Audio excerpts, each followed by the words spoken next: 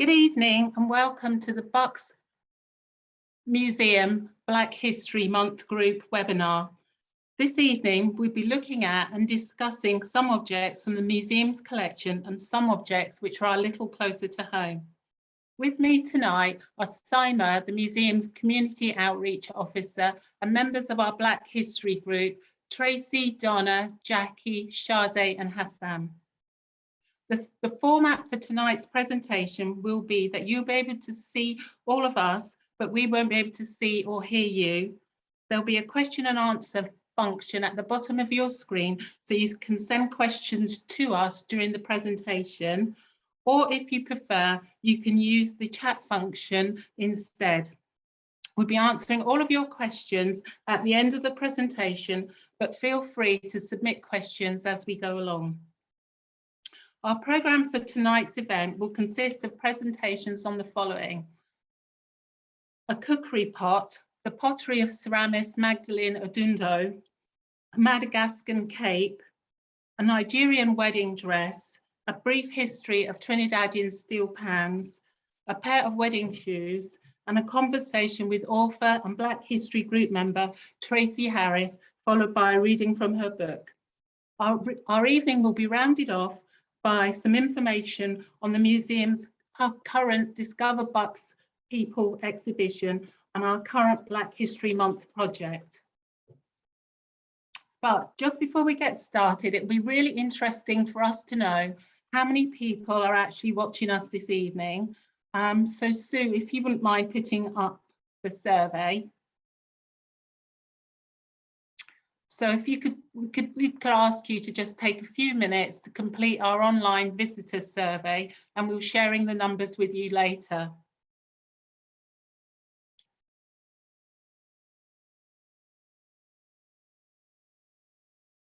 Just take a few minutes.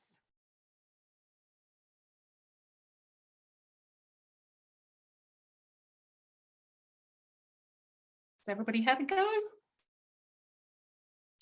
Right.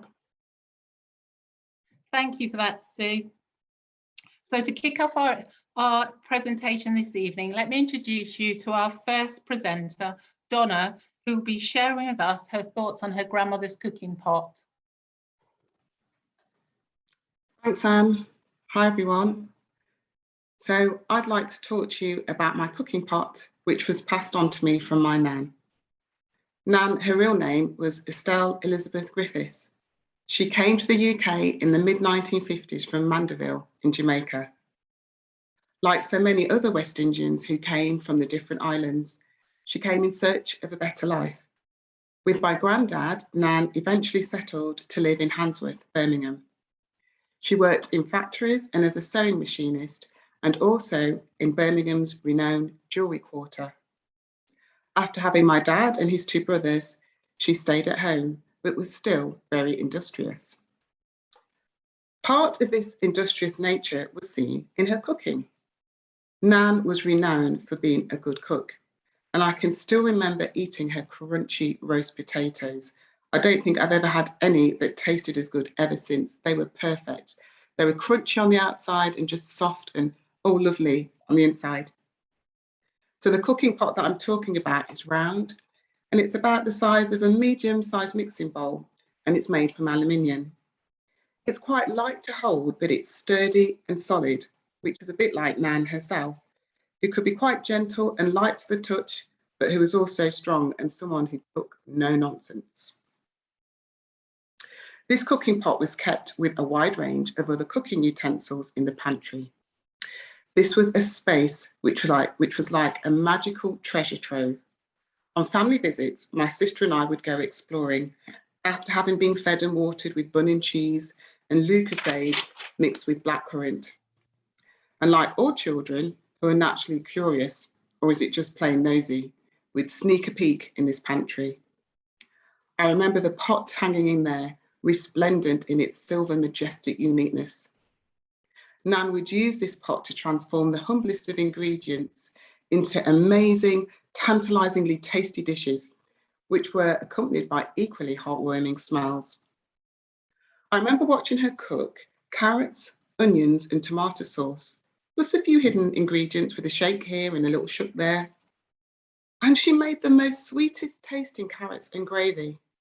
And the brown stewed chicken, oh my goodness, words cannot describe how delicious this tasted. It's one of my favourite dishes, even now. I use this cooking pot when I'm making curries or any other main dishes which require a high cooking temperature to infuse the ingredients. This pot can take the heat. There's something grounding for me personally as I cook. There's a sense of strength, but also a joy in engaging in an activity and sometimes a passion, which is really central to Jamaican family life.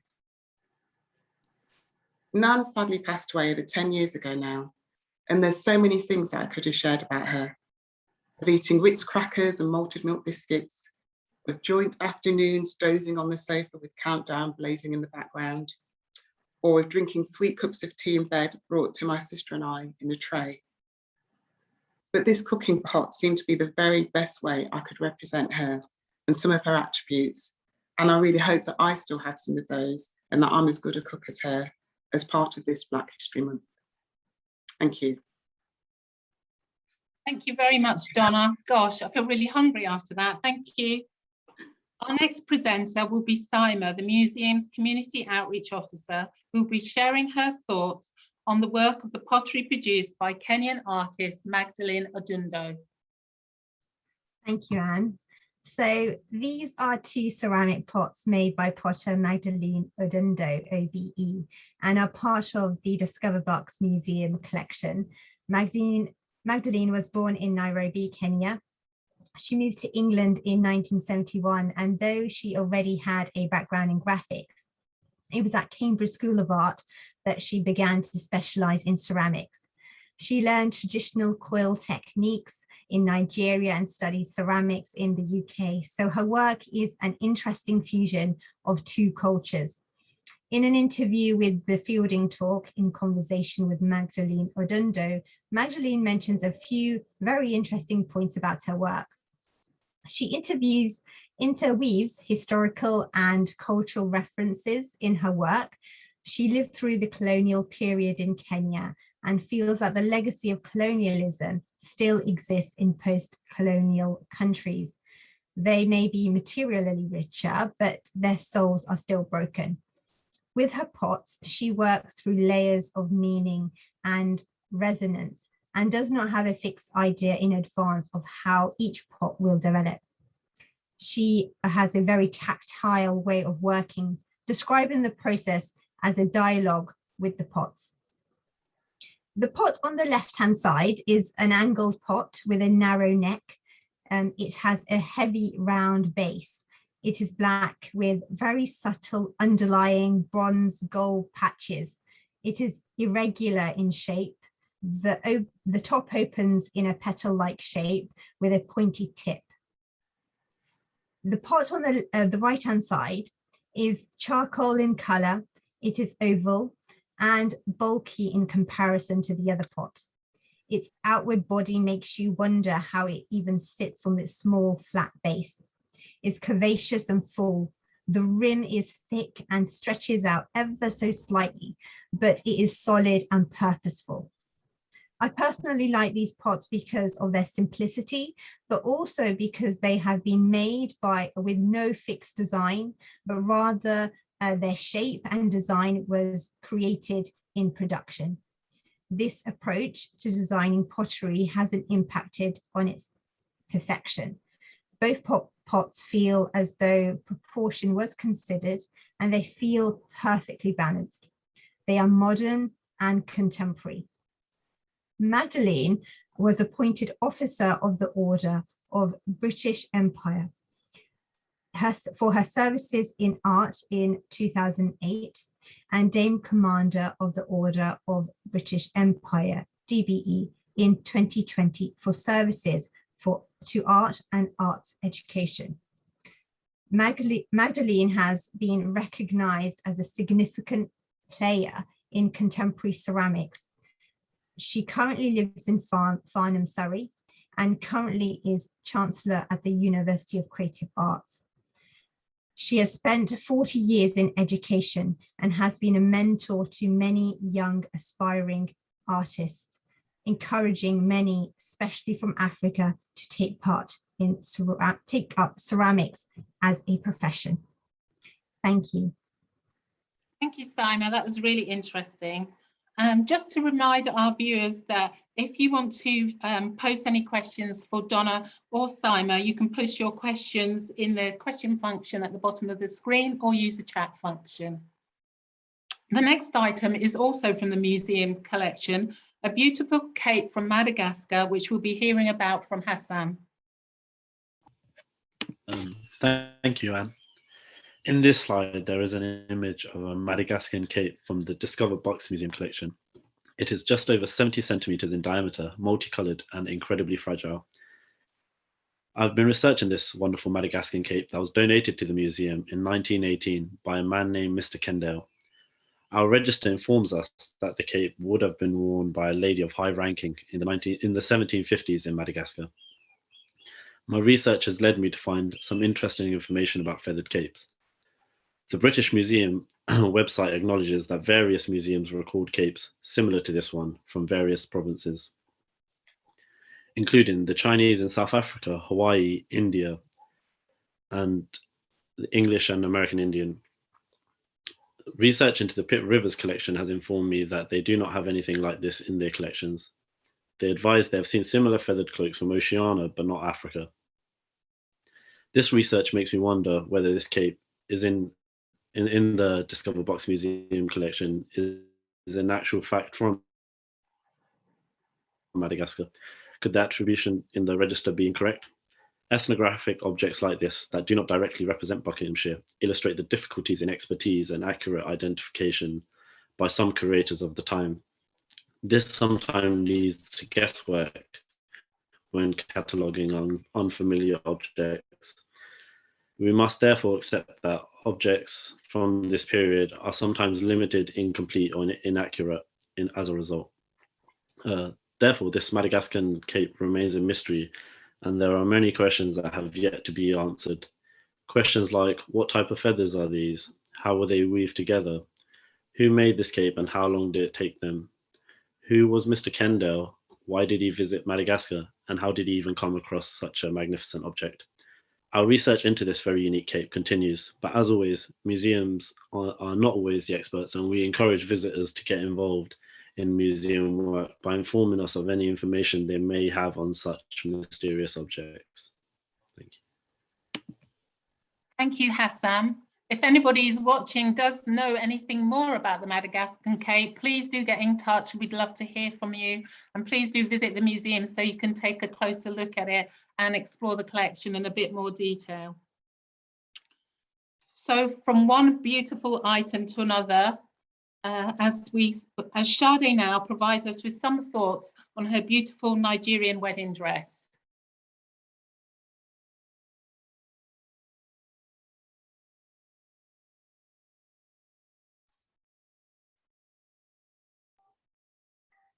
Hello, everybody. Hi, Sharda, over to you. Thank you. Hello, everybody. So thank you for having me, and I'm glad to be here. This is me and my husband, Tony, on our wedding day. Wedding in Nigeria, in the African culture, and I'm sure all over the world, is a shared practice culture. It's a day for the bride and the family. And the attire we have on in Yoruba land is called ashoke. Ashoke means a cloth for the top, or top cloth, or a cloth from the hinterland. So it is a genre of a woven cloth that is peculiar to the Yoruba people. It is made from cotton and it is hand woven. The women and men in Yoruba land, make this hand woven cloth. There are a variety of it. So the way I would put it is, when you're talking about the different types of vintage paintings or wine, that is how you look at this. It's like a collector's delight when you're looking at ashoke. And usually It depends on how you want or what you want to portray at your wedding, your family lineage, if it's about you're from royalty or from a chieftaincy, kind of high chief family, will depend on the material that you would wear. And also, if you can see the beads as well, those beads, you have different types of them. The one you wear for wedding, for naming ceremony, when a mother has given birth. So in the Yoruba culture, the wedding day, they always say, is parents celebrating their children. And it is a day for them as well, accomplishing and participating in another step in the lives of their children. So for us, wedding is another step. You give birth to a child, the child goes to school, the child finishes secondary school, the child now needs to settle down and marry, and then the child has another child. So it is just a phase that people are expected to go through. And when you're looking at Ashoke in the Yoruba culture, it's a means also for women to be socio-economically viable, to support themselves, to support their families. So Ashoke for Yoruba people is a material that is not every day, it's occasional. It's what you wear to celebrate, to honor. And you can equally wear it for funeral. In Yoruba culture, when somebody attains a certain age, when they die, you don't mourn them, you celebrate their life, because you're basically saying, thank God for what you have achieved. So we're now celebrating your life and you're passing on into glory.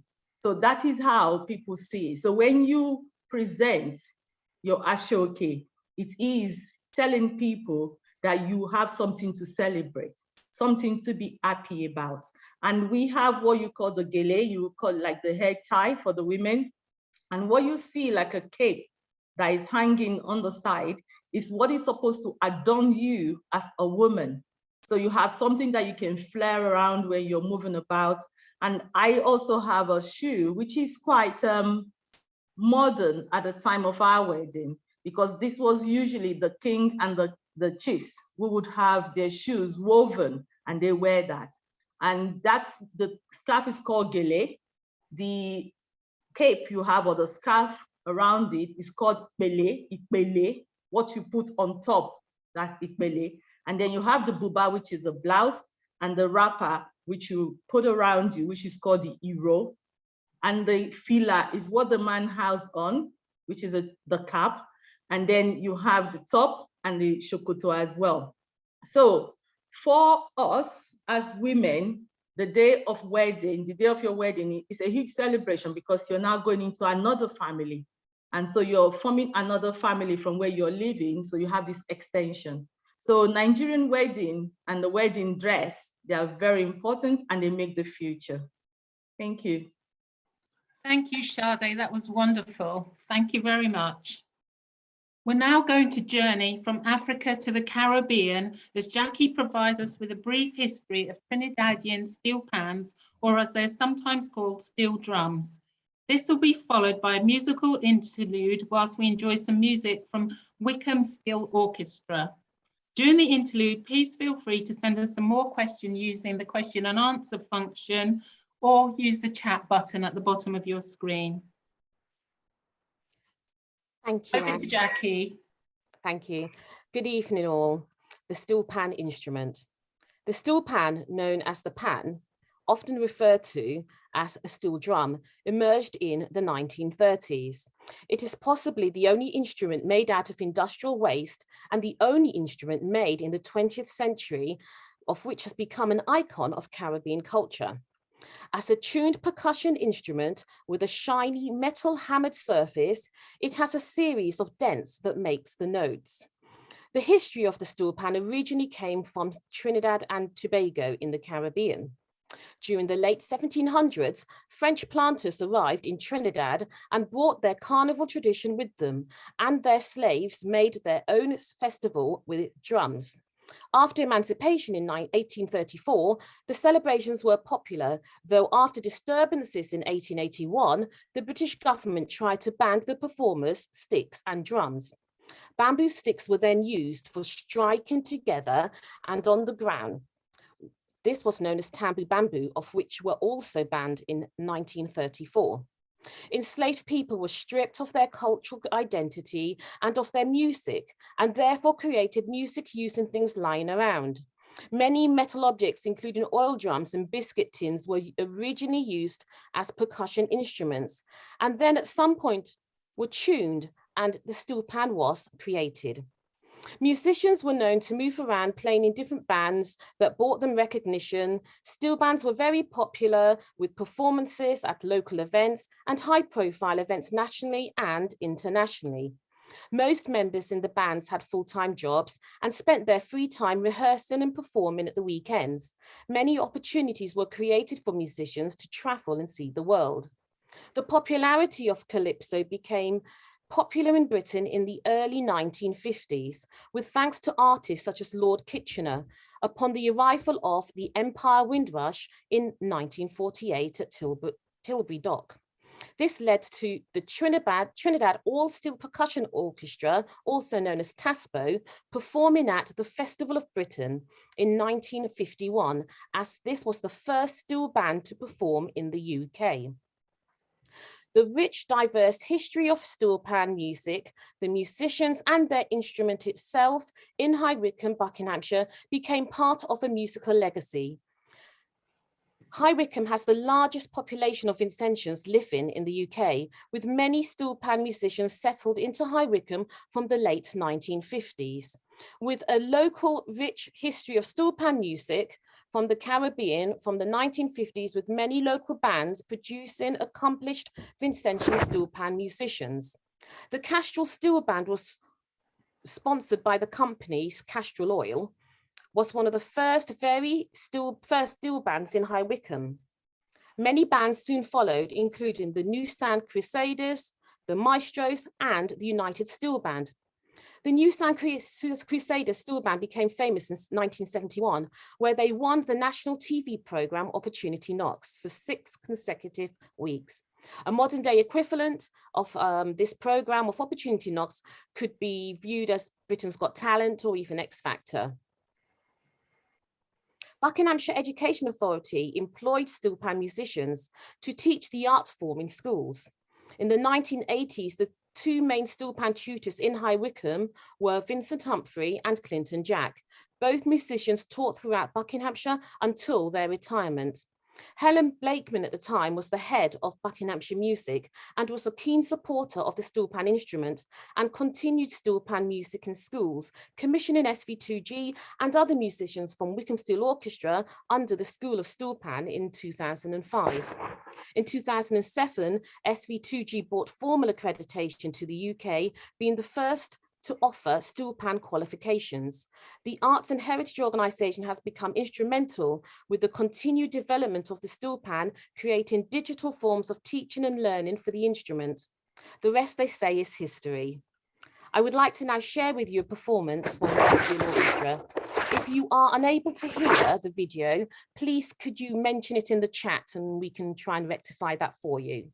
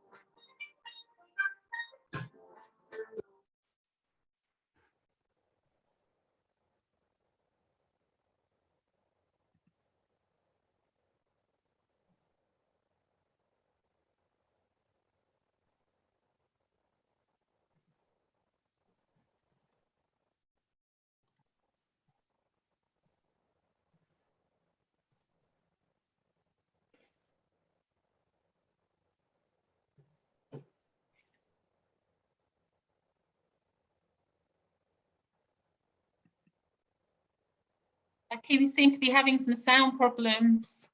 Oh dear. I can't hear it. It's still playing.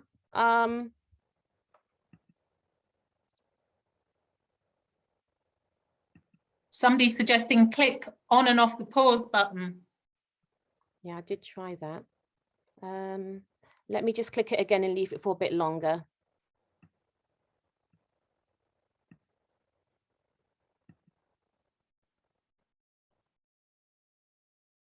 Oh, how strange. Hold on, let me just start the video again and see.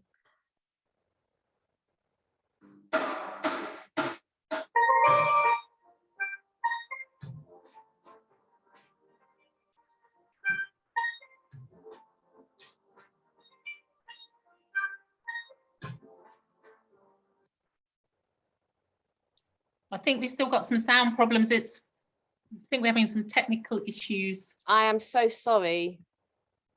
I'm not sure what it is.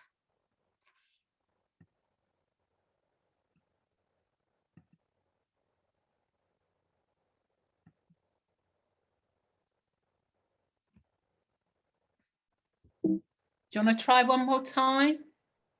Yeah, it seems to be okay at the beginning.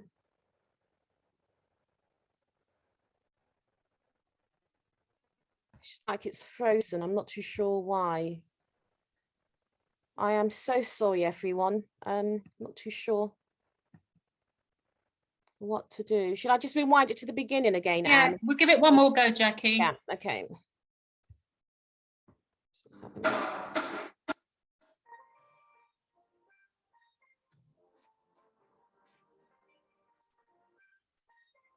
Oh, sadly, Jackie, I don't think that's working.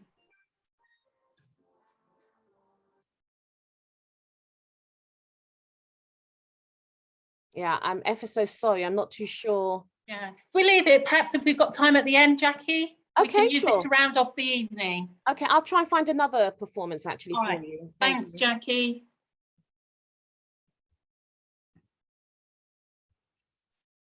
Sue, can you go to the next slide?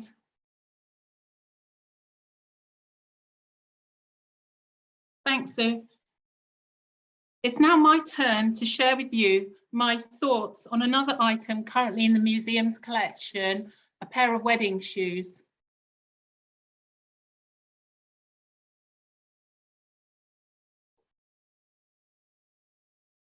The object which you can see on the screen are a pair of shoes that my father wore at his wedding in 1969.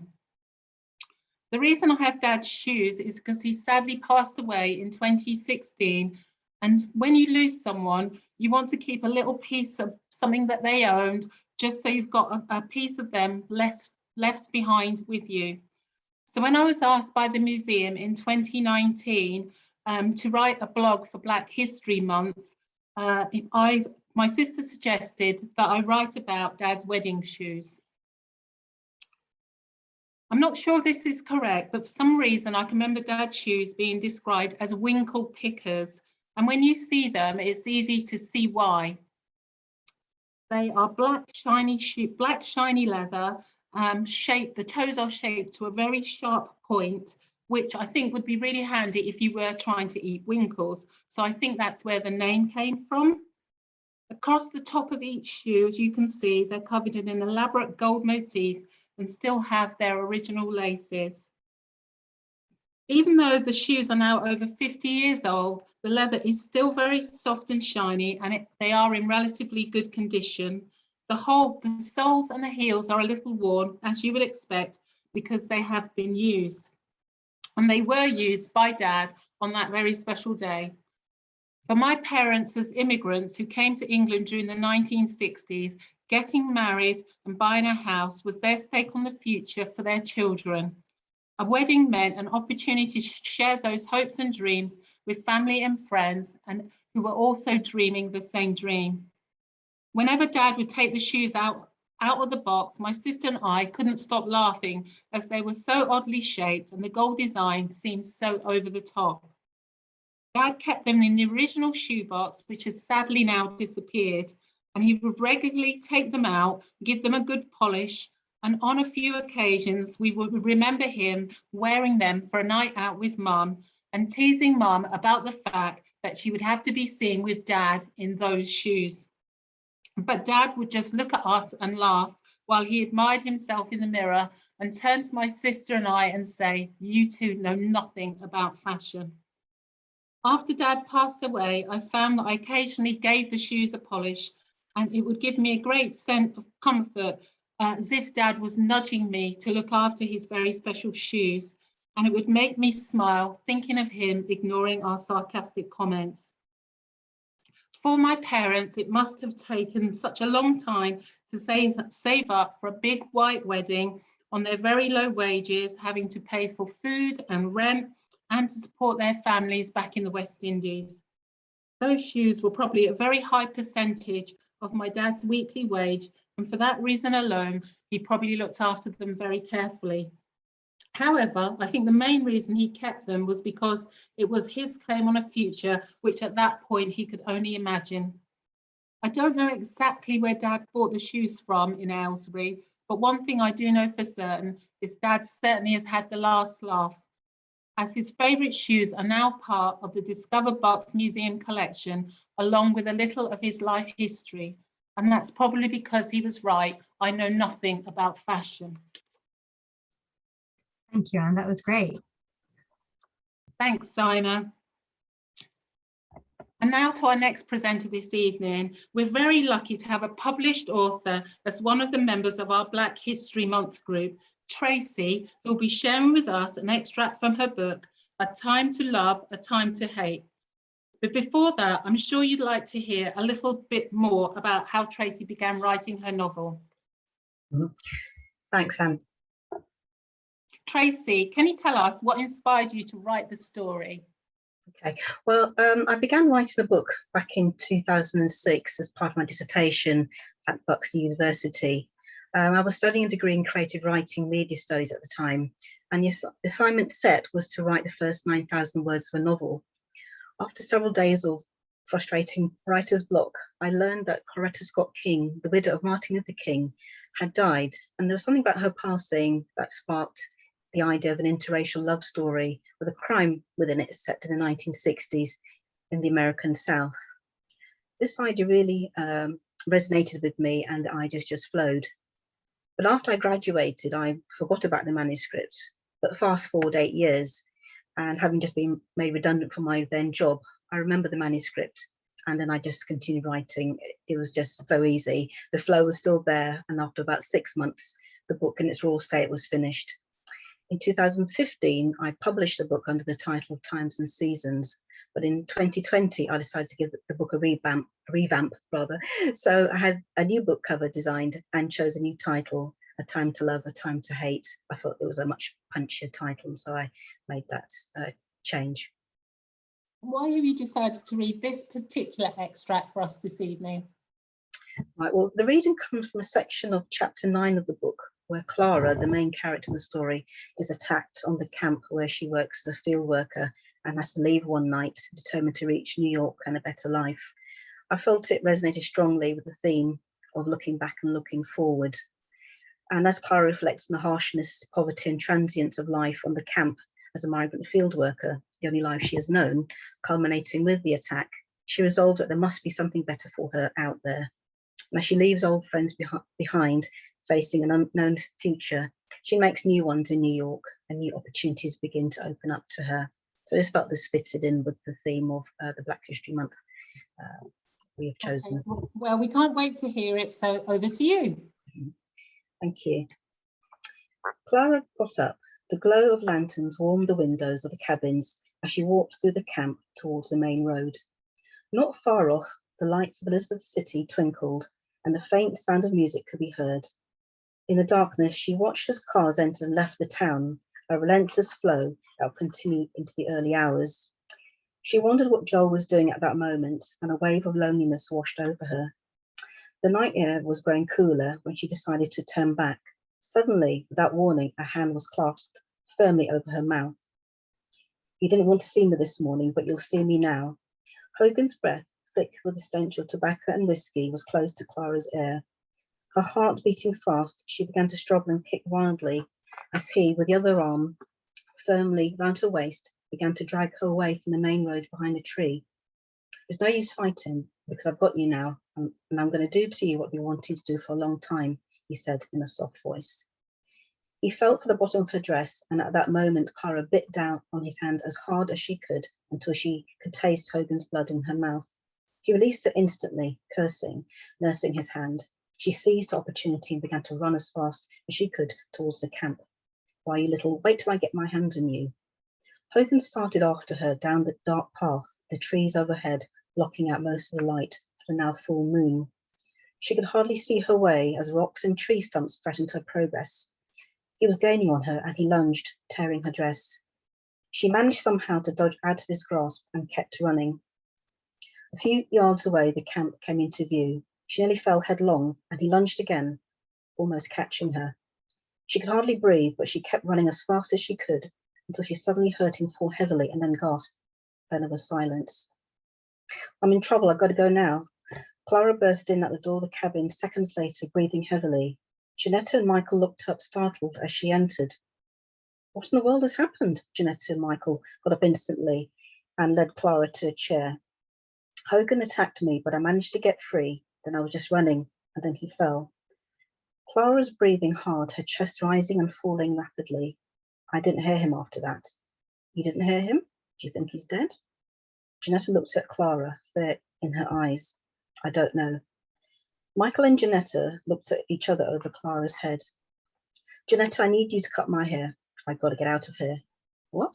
I said, cut my hair now, Clara commanded. Michael, I need one of your shirts and a pair of your pants. They'll need to be cut down too. Hurriedly, Janetta grabbed a pair of scissors from a cupboard and began to cut off Clara's long braids. Within 2 minutes, her long hair was gone. Michael grabbed the scissors from Janetta and began cutting a pair of old pants. Clara quickly changed and stood in front of them. How do I look? Don't look like it at all, Clara. What are you going to do? Janetta asked. I don't know. I guess I'll have to hitch my way out of here. I need to go. Janetta embraced her tightly. When will we see you again? She asked, her eyes brimming with tears. I don't know, but I'm going to try to get to New York somehow. I'll try to call Ruth too when I can. Michael, will you come with me to the main road? I don't know if Hogan's still out there. She grabbed some money from under her mattress. Sure, Clara. Janetta reached into a bag. Here, take this. She pushed a handful of dollars into Clara's hands. I can't take this. I reckon you need it more than we do right now, so take it, Janetta replied firmly. See you in New York. Clara nodded and she and Michael ventured out into the night. Did you know there was another way out of this place? Michael spoke in a low voice. No, Clara replied in a whisper. Okay then, follow me. He led the way through the camp and behind the packing houses, deserted and silent, turning sharply left down a narrow overgrown track. Overhead, the full moon afforded them a little light in the darkness. They walked for 10 minutes until they could hear the sound of cars in the distance. They're nearly out. The track stops right at the edge of the road, so be careful, said Michael. They arrived at the end of the track, the car headlights almost blinding them. Clara's throat burned, and as she swallowed, there was a strange bubbling in the back of her throat. I don't know if I can do this, she said, suddenly feeling alone, tears beginning to stream down her face. Michael pulled her close for a few minutes. Yes, you can. You're going to be just fine, you hear me? You know Mitch's truck stop? It's just the other side of this road. See if you can get into a trailer for the night. He pulled away from her and looked down into her face. Try and hold on to as much money as you can and don't talk to no one unless you think they can help you. We'll see you in New York, he said firmly. There's not so many cars now. Try to get over. I'll stay here until we get to the other side. Thanks, Michael. Bye. Clara made her way quickly across the road.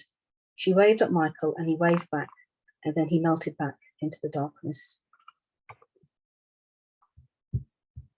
Thank you. Thanks, Tracy. That was wonderful. Thank you very much. That was an extract from A Time to Love, A Time to Hate by Tracy Harris.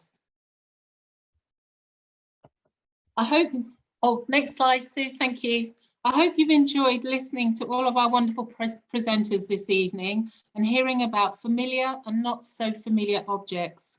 I'm now going to hand over to Sima, who'll be letting you know about one of the museum's current exhibitions, Discover Bucks People, and talking to you about what's currently on display at the museum. Thank you, Anne. So in front of us, I have some amazing photographs. So earlier this year, photographer Craig Easton, who is named winner in the 2021 Sony World Photography Awards, was commissioned by Discover Bucks Museum to take photographs of people in Buckinghamshire. This short-term project produced approximately 60 portraits of individuals from the county.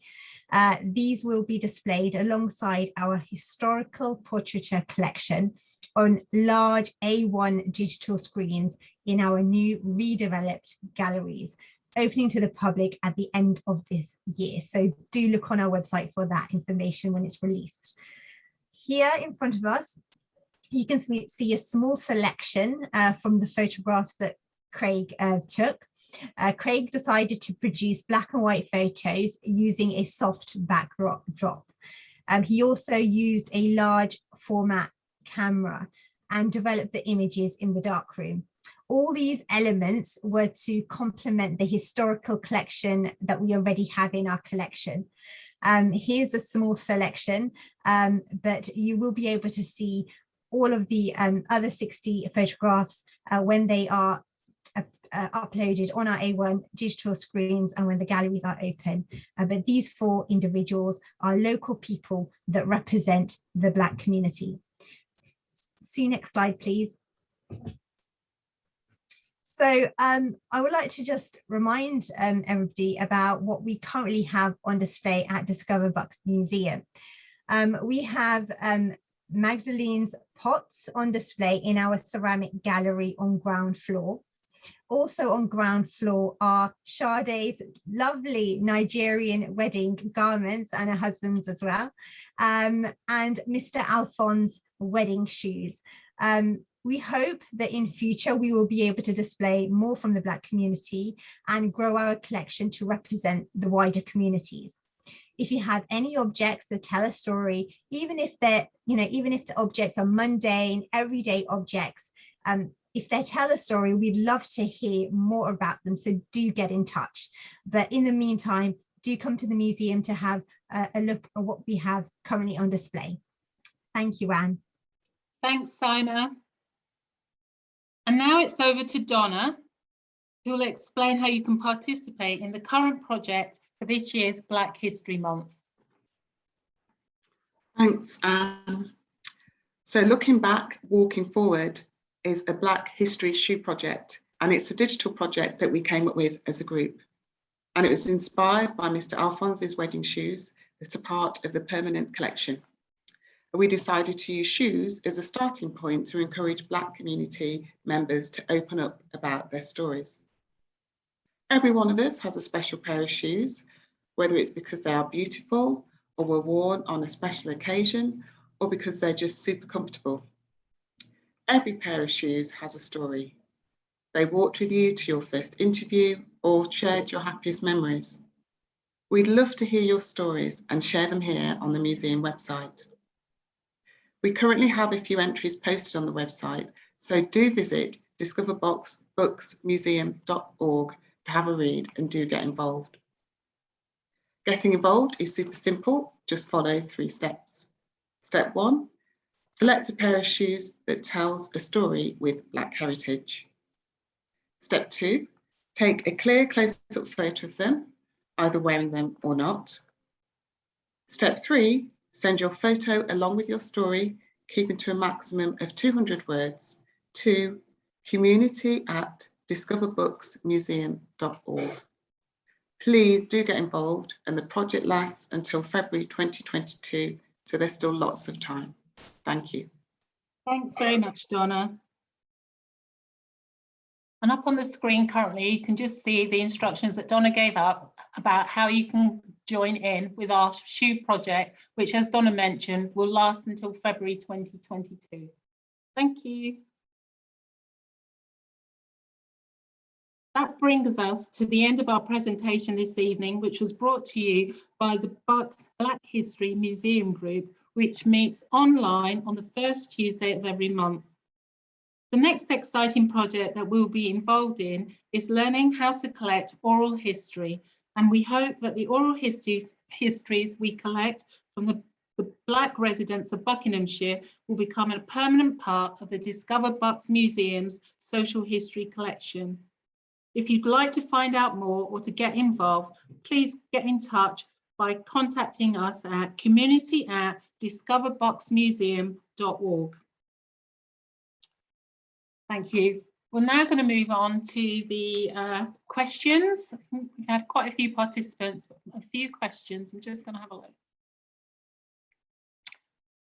This question's from Flora. First question is, what is a fond memory you can all look back on? And that was to all the panel members. So if we want to start off with Sharda.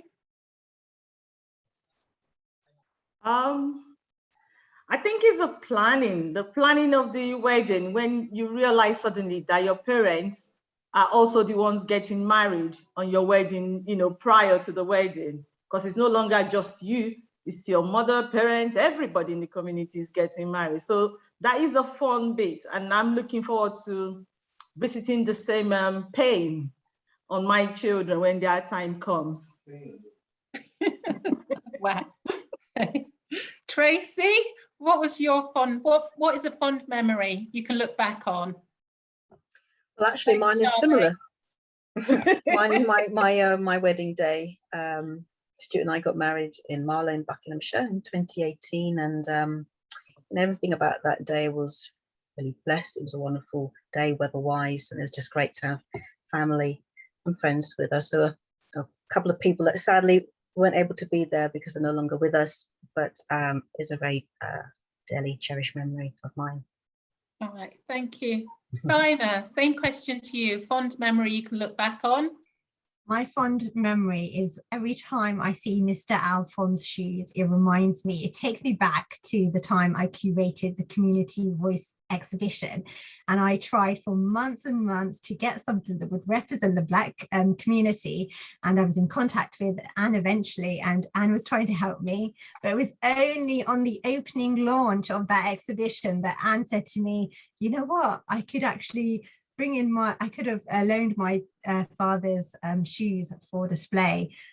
So that is my fond memory of just having like that moment, and that from then on we were in contact, and I asked you to write a blog, and eventually they are now part of our permanent collection. So that is a really fond memory whenever I see those shoes.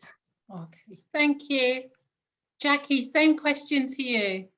Fond memory.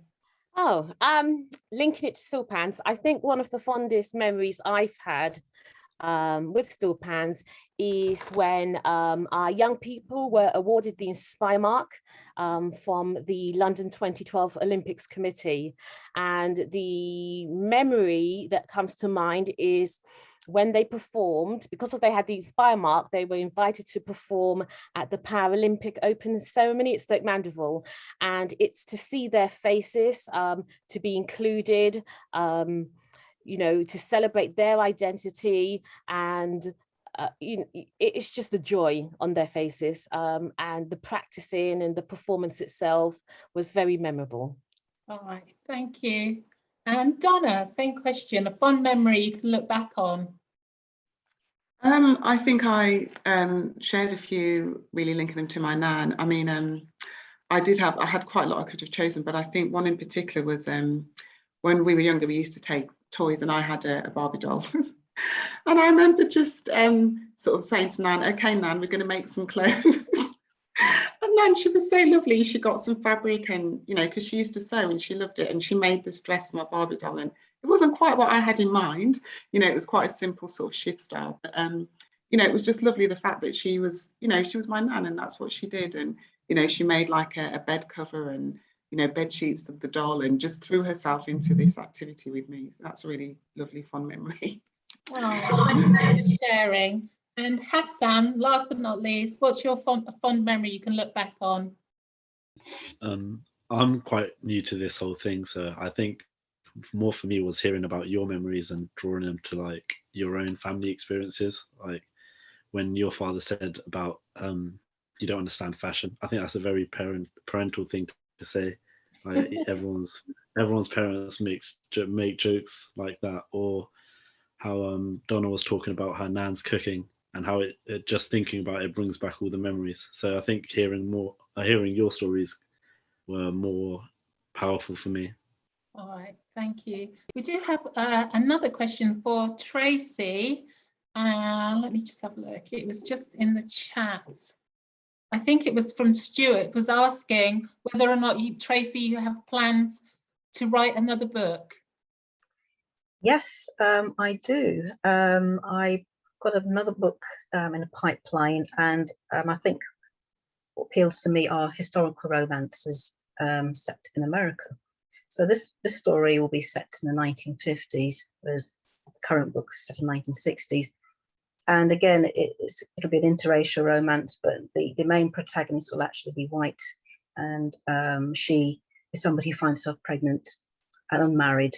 So in those days, that held a huge stigma, and so the story will be about her and her fight to keep her child, but also this romance with a Black person in the mix. So that's coming up. Okay, thank you very much, Tracy. We do have another question for all the panelists, actually, one by one. So I'll start with Sharda. What do you look forward to the most as a member of the Black community? I think engagement, to me, for the Black community and the Black Museum as a project is very important. And that is the coming together, the sharing of knowledge, of experience and expertise. And that is within the community and wider, because that is the way you can have a cohesive community. You can bring people together to learn from each other. And there's nothing too small to be shared, because that is what it is. We're talking about shoes, we're talking about wedding clothes, people's experiences. That is what brings people together to share that experience. So my take and what I'm looking forward to in the community and with this Black Museum project is that coming together and sharing of knowledge, of experience, traditions and culture, which I believe cuts across. All right, thank you very much, Sharda. And Donna, same question to you. What do you look forward to as a member of the Black community? I think similar to Sharda, and I think obviously we had lots of discussions coming together as a group, planning this, and I think I feel really excited about what we can pass on to young generations. And I shared a lot about what I've experienced being with young children and in schools, and just seeing young people so much more open to issues to do with race and race relations more than I think they've ever been. And I think that there's a place for museums to engage with them more and to continue providing a positive source of references and a place where they can also voice their voice and dreams, but also see where they've come from. So I think that's something really positive that we can look forward to. All right, thank you. Thanks very much. Over to Jackie, same question. What do you look forward to as a member of the Black community? My passion is for advocating for a diverse and fully inclusive society. I think what I really look forward to is the decolonization of our schools curriculum. Thank you very much, Jackie. Who have I missed? Tracy? Thank you. Yeah, I just think it's a huge honour to be part of this group, and to learn of other people's experiences along the way, and also to honour the stories from the past. Our parents, as they came here, from the Caribbean or Africa or wherever, just to honour those stories and give them the showcasing that they deserve, and also bringing in the younger generations as well, and their experiences as well as young Black people here in the UK, in Buckinghamshire. I think it's an invaluable opportunity to be part of that and to put Black history and Black experience on the map, really. All right, thank you very much. Saima, what's your take on this? So for me, I'm super excited about seeing where our group goes, what our next projects are going to be, and I hope that we grow as a group, we develop our skills, and we do more for representing the Black community, but also in terms of growing as a group. I would love to see more and more people join the group, whether you're from the Black community or from, you know, other communities. It's for everybody, and it's about representing the Black community within the museum, and that is something that I'm looking forward to, and I can't wait to see what our next projects are going to be together. Okay, Hassan, are you still there? Have we lost Hassan with a bit of technical problems? Okay, Hassan's not there. For myself, what I'm looking forward to is the different ways that I can keep working with this group to represent the Black community at the Discover Box Museum in the coming year. So I'm really excited about some of the projects we've got on the go, especially the oral history project. So I'll be looking forward to getting more involved in that. Thank you very much. I'm just going to check, see if we've got any more questions. That's it for questions of this evening. Sue, I don't know if you're able to share with us the survey result at all.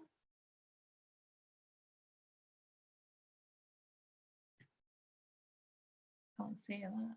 Oh, one person watched. Oh, we didn't have many people. Oh, I'm watching with one person. No, it looks like just one person completed our survey. Oh, okay, there's only one person completed the survey, but I can see there were quite a few participants watching. So maybe next time we'll get more people joining in. We've got one more survey for you. If you could take a few minutes just to take a look at the survey and to complete that. Unfortunately, we couldn't share with you the steel pan music. Do you want me to try something online from YouTube? I'll leave Simon. Probably, I think we may have run out of time, Jackie, unfortunately. Yeah, okay. I've put something up in the, I've put the links in up. the chat. Yeah, Yes. If anybody's interested, there is a link in the chat. Thank you, Jackie. Hopefully everybody can see we've now got the results of the content of the webinar. So that's 50% really enjoyed learning about the objects, and 50% enjoyed Tracey's performance and her book, which is lovely. We've got a couple more questions. Oh, let me just have a look. Oh, I can't. Oh, okay, the marketing question. If you take a few minutes, just complete marketing question for us. Let us know how you found out about tonight's webinar.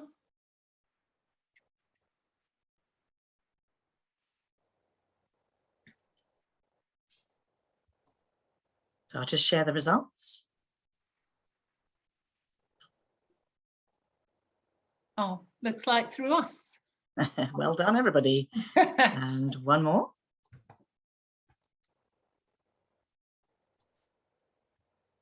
What kind of program do you want on Black history?